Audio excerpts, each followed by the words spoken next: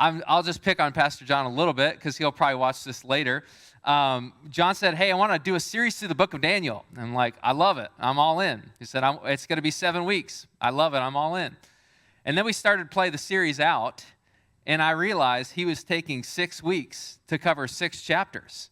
And if you can do math, you know there are 12 chapters in the book of Daniel. So what we're going to do is we're going to cover 6 chapters in about 30 minutes, okay? We're going to go 7 through 12. We're just going to cruise through the book of Daniel. Really, we're going to use each chapter as a lily pad. We'll kind of leapfrog from one chapter to another. But I really want to just conclude this collection of messages, and I want you to say, I went all the way through the book of Daniel, okay? They didn't leave me at chapter 7 or chapter 8. We're here. We're going to make it together. So I want to invite you to turn to the scriptures. Turn to Daniel chapter 7. Get that locked and loaded. Before we do that, though, I want to play out something with you. In 2016, there was an article that talked about an earlier study from the University of California and their Department of Psychology. And really, it was kind of a fringe survey that turned into a study that they did some more digging on the idea of spoilers. Now, I don't know if you are like me, but maybe you've been watching a series, or you've been watching a collection of movies, or you've been reading a book, and you've found someone that has done a similar thing. They're watching the same series or the same book or whatever it is. And you've said something like, hey, don't spoil it. I haven't finished it yet. Right? You said that. You've avoided certain news channels. You avoided certain social media platforms because you didn't want to see the ending of whatever it was that you were traveling through, the kind of narrative that you were following.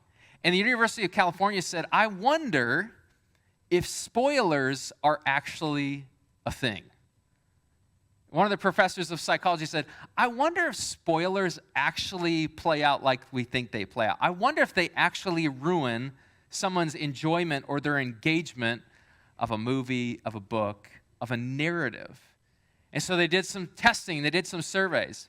And what they came out with was this, that almost every instance where someone experienced a spoiler, their engagement and their enjoyment of that narrative was actually higher. If you see this graph, all but one of the bars are higher from not spoiled to spoiled.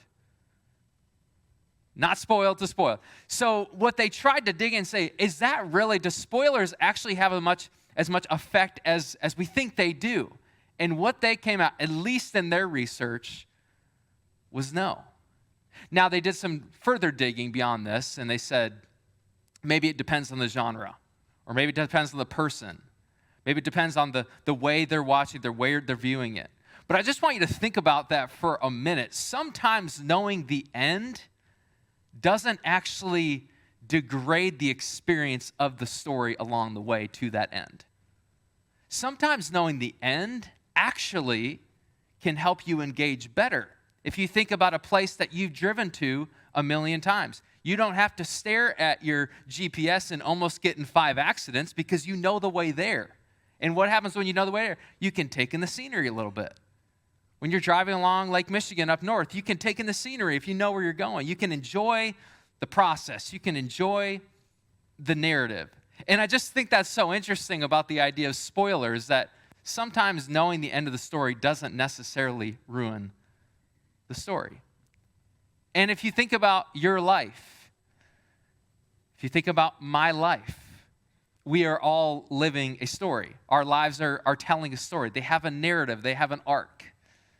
Maybe your story right now feels really dark and really heavy. Maybe your story right now feels really light and hopeful and full of vision and excitement. We all have a story. And as you think about humankind, as you think about, like we've talked about in the book of Daniel, these divided times that we all live in and travel through, we have a story as the humankind we live. We are at a moment in history in the story of humanity. And that story has an end. The story of humanity as we know it does have an end. And sometimes we can live, especially as followers of Jesus, like we don't know the end. Sometimes we can live as followers of Jesus as as ignorant or confused about where is this thing all heading? What's the end? What is the conclusion? What's the resolution? But as Jesus followers, and like we'll encounter in Daniel, we've been given a spoiler.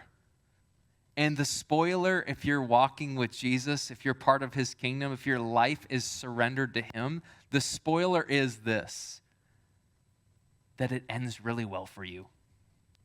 That it ends really, really well for you. Daniel chapter 7, we'll come back to that study a little bit later, but let's go to Daniel chapter 7. And again, we're going to just jump through these chapters because I do want to stay true to my word. We're going to get through Daniel today. We're going to jump through some of these chapters. I want to pick out some parts of the passages for us that'll be helpful in seeing what is the end? What's the spoiler we've been given?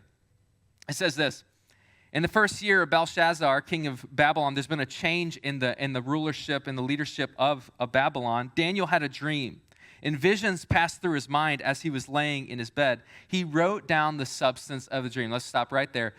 He wrote down the heart of the dream. He wrote down the essence of the dream. He didn't have all the details. Maybe he didn't remember it quite, but he wrote down the substance, the summary of his dream. Now, if you've been reading along in Daniel, you've been traveling along these last couple weeks, this is not new for Daniel. This supernatural kind of vision and dream and encounter, they're not new for Daniel. And Daniel says this, let's continue on. In my vision at night I looked, and there before me were the four winds of heaven churning up the great sea.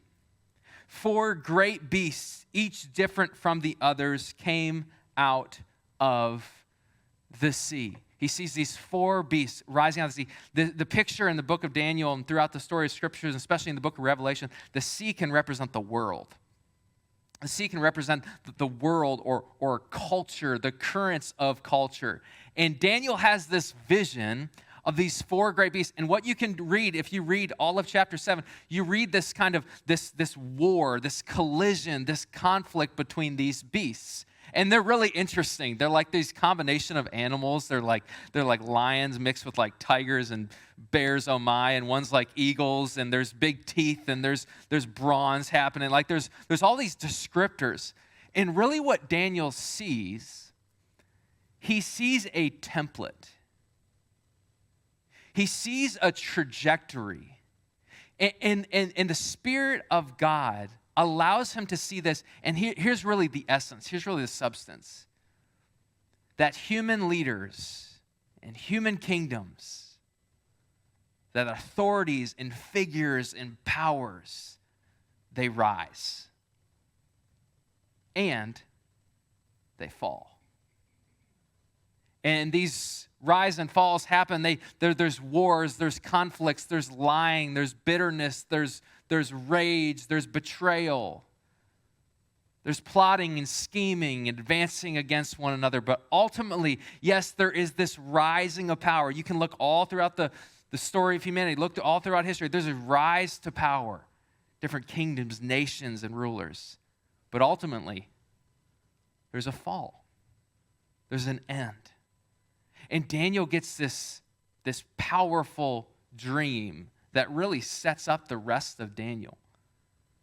It says there is this rise and there's these falls. So take courage, because you're living in Babylon, Daniel. You're still in Babylon. But Babylon too will fall. And Babylon too does have a timestamp. And those rulers too do have an end. Daniel chapter 8 is really another vision of the same kind of thing, of conflicts between these rulers and these nations, of rising and falling in power. Let's skip ahead to Daniel chapter 9. We'll read a decent block out of Daniel chapter 9.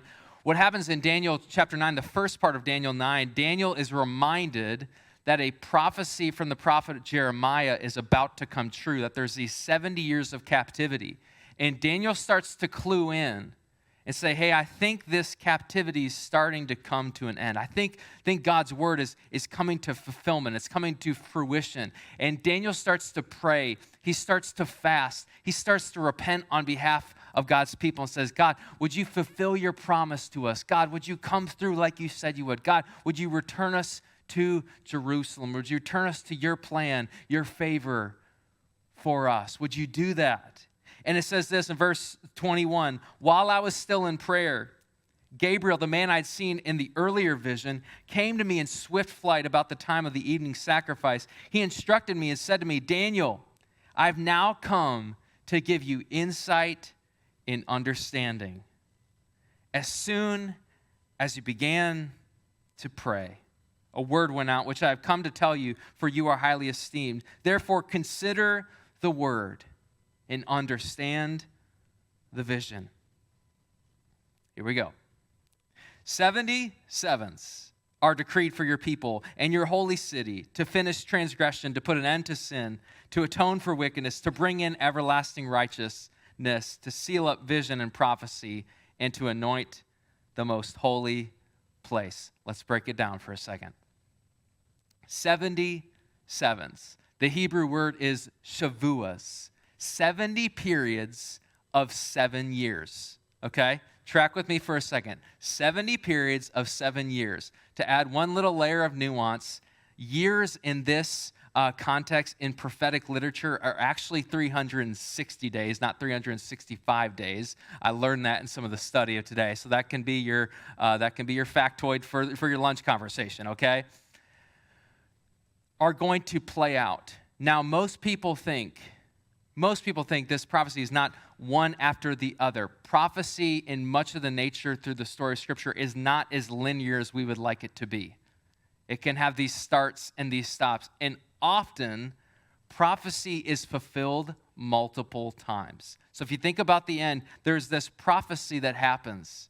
He says, 70 periods of 7 years are decreed for your people in your holy city to finish transgression, to put an end to sin, to atone for wickedness, to bring in everlasting righteousness, to seal up vision and prophecy, and to anoint the most holy place. What in the world are they talking about? They're talking about the ministry of Jesus. They're talking about what Jesus came to do. What did Jesus come to do? Came to take our sin, to atone for sin, to get rid of the wickedness, to get rid of the separation that we live in with God, to bring in his righteousness, to bring in his kingdom. And it says to seal up vision and prophecy and anoint the most holy place. Those are forthcoming events. And if you look at those 70 periods of 70 years, most people would argue, and I could present a pretty strong case, that 69 out of the 70 have already been fulfilled. 69 periods of those 70 periods of 7 years have already been fulfilled. If you look at the life of Jesus, if you look at the rise and fall of Jerusalem, of what they would predict would happen to God's city, Jerusalem, the majority of the prophecies have already been completed. There's this lingering of that final 7 years. It says this, verse 25, no one understand this, he goes on. From the time the word goes out to restore and rebuild Jerusalem, again, they're in captivity, they're away from Jerusalem. Until the anointed one, the ruler comes, there will be 7 sevens and 62 sevens. Jerusalem will be rebuilt with streets and a trench, but in times of trouble. Talking about Jesus, after the 62 sevens, the anointed one will be put to death and will have nothing. The people of the ruler, this arch enemy of Jesus, who will come, will destroy the city and the sanctuary. The end will come like a flood. War will continue until the end, and desolations have been decreed. This ruler, this enemy of Jesus, will confirm a covenant with many for 1 7. In the middle of a 7, he will put an end to his sacrifice and offering. And at the temple, he will set up an abomination that causes desolation, until the end that is decreed is poured out on him. Again, prophecy can be fulfilled in many ways. One of the illustrations of this is about 150 years before Jesus, a ruler comes along, Antiochus, and does almost word for word what this prophecy spelled out. About sets up this abomination. Antiochus forbid the Jews from worshiping Yahweh. He put an end to worship. He put an end to their gathering. And he goes into this temple, this most holy place where worship is supposed to happen, and he sacrifices this pig, which is an unclean animal for them, and really desecrates the temple. He dedicates it to the god of Zeus. And he restricts the worship of Yahweh. There's just one fulfilling. You can read about Nero. You can read about the Roman Empire doing similar type things. There's all these prophecies. But really what this is saying is there is this final fulfillment. There's this final ruler that will rise against God and his will and his goodness. We'll try to restrict the worship of God. We'll try to confirm covenant, to gain this following. There will be this final, if you want to use the phrase, the anti-Christ, the anti-God, the anti-Messiah. It said, I'm the way. Don't follow Jesus, follow me. There is this final prophecy that is pending, that is coming. And Daniel just gets this picture of it. He gets this spoiler alert. In Daniel 10 through 11, Daniel is strengthened and encouraged as he continues to pray and process these visions. What all is to come. There's this encouragement. There's these visions and encounters that are building somewhere. Then I want to take you to Daniel chapter 12. Daniel chapter 12. Daniel hears these words, a foretelling, a prophecy. It says this about the end, about the conclusion, the end of the story. It says this, there will be a time of distress, just such as not happened from the beginning of nations until then. But at that time, your people, God's people, everyone whose name is written in the book. If you look to the chapter, you look to the book of Revelation, the Lamb's book of life will be delivered. Multitudes who sleep in the dust of the earth will awake, some to everlasting life, others to shame and everlasting contempt. Those who are wise will shine like the brightness of the heavens, and those who lead many to righteousness like the stars forever and ever. But you, Daniel, roll up and seal the words, protect the words of the scroll until the time of the end. You see this in Daniel chapter 12, this picture of the ultimate end, the ultimate redemption, the ultimate conclusion. Now, if those prophecies in part have come true, if those have been moving throughout the story of humanity, if we get every day, we don't know exactly when we're getting every day closer and closer to that final fulfillment, to that final judgment. The great question, the question people have walked in for hundreds, if not thousands of years, is this question. So when? Right? Give me the timetables.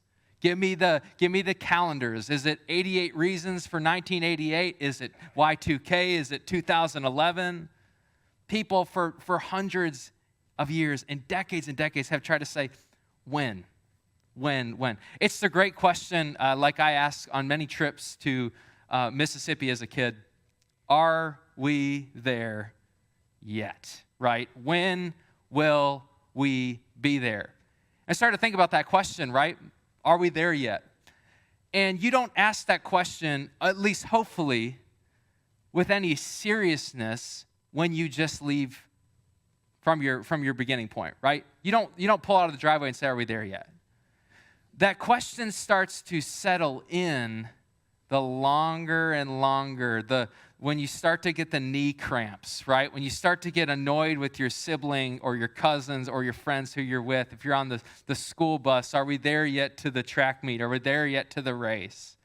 It starts to set in as the inside of the car can only be so interesting for so long. And as much as we loved in our Honda Odyssey to plug in our GameCube and play Super Smash Brothers on a little like 4x6 thing that flipped down, as much as we loved that too got old. And at some point,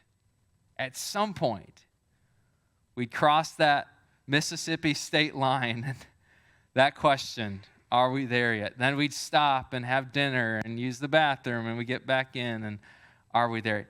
That question starts to settle in the longer and longer we wait, right? And the great question of prophecy, of Jesus' return, of his second coming, his final coming, is when. And again, people have tried to take a stab at that, and maybe that's not all wrong, but people have tried to predict with great certainty. I'm just struck by the words of Jesus. He said, however, no one knows. No one knows. Jesus says, no one knows the day or the hour when these things will happen. Not even the angels in heaven or the Son himself. How Jesus can be fully God and fully man, part of the Trinity, but not understand, not know, I have no idea. Only the Father knows. And since you don't know when that time will come, be on guard. Stay alert.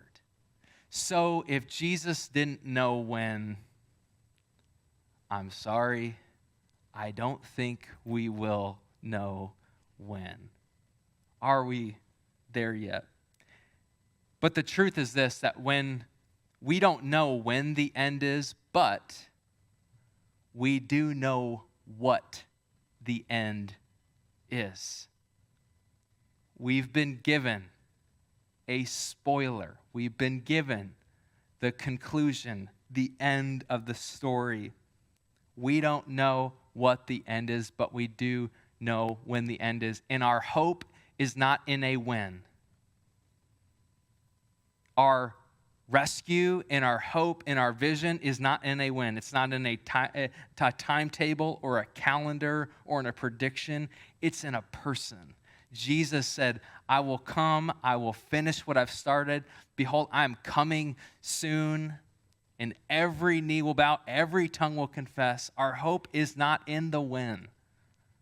Our hope is the who and what he said he will do. And we think about divided times. We think about trying to stand firm and love well. We think about being named and known by God. We think about speaking truth in love. We think about holding firm, but also loving people well. The truth is this: when we know the end of the story, we can stand firm and love well in the middle. When we know the end, when we know the resolution, we can hold on a little longer. When we know, when I know what my grandpa's driveway looks like, when I start to see that, I can stand firm. I can settle in a little bit. I can wait a little longer. I can stand firm. I can not punch my brother, right? I can hang in there. I can be patient. I can love well. I can show grace. When we know the end of the story, we can stand firm and love well in the middle. In the middle. I want to take you back to that study we looked at a few moments ago. The University of California, the Department of Psychology. I want to read for you a quote that they started to reflect on some as they thought about how are spoilers not the ruining of the story? How do spoilers not really spoil the engagement, the enjoyment? It says this: the plot of a story is in some ways like a coat hanger displaying a garment. If it's just a crumpled up heap of fabric on the floor, you couldn't admire the garment. Maybe even knowing the ending is useful because it allows you to focus on these other parts or to understand how it's unfolding. When we know the end, when we're able to see not all the ins and outs, not all the timelines, not all the wins and the details, when we're able to see the story, when we're able to see the end, the conclusion, we can stand firm and love well in the part of the story we find ourselves in. As we think about landing this series, as we think about making it through the book of Daniel, I want to give you a couple tangible things that hopefully you could just take and implement and practice in your life, in your relationships, in your work, in your family. The first is this: to live with urgency but not panic. Live with urgency, but not panic.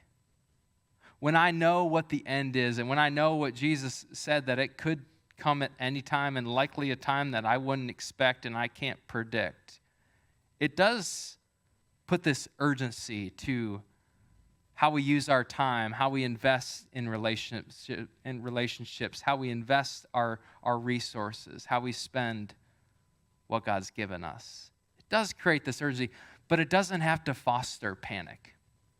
It doesn't have to foster panic or anxiety or where we can live with urgency, not panic. You see that in the book of Daniel. You see that in the book of, in the life of Jesus. You live with urgency. Second thing is this: fight the spiritual war, not the earthly ones. Fight the spiritual war, not the earthly ones. One of the things I think Daniel got the gift of in these visions was seeing that there's more going on than meets the eye.